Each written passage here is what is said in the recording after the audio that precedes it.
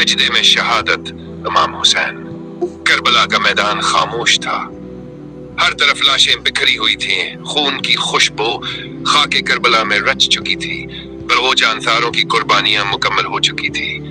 اب صرف ایک وجود باقی تھا، حسین ابن علی، نول، پیاس، زخم، تھکن، مگر چہرے پر سکون تھا اور دل میں یقین۔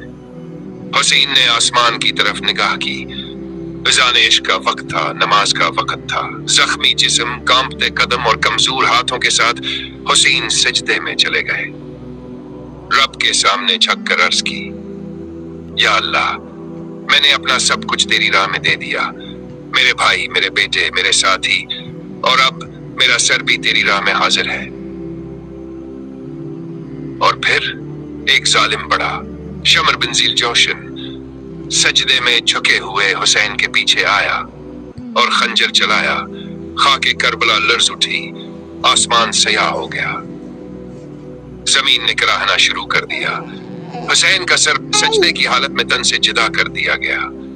یہ صرف شہادت نہیں تھی، یہ بندگی کی معراج تھی۔ یہ پیغام تھا کہ سر کٹایا جا سکتا ہے مگر جھکایا نہیں جا سکتا۔ حسین مرے نہیں، وہ آج بھی زندہ ہے، ہر حق پرست کے دل میں، ہر سجدہ گزار کی پیشانی میں، ہر اذان کی صدا میں۔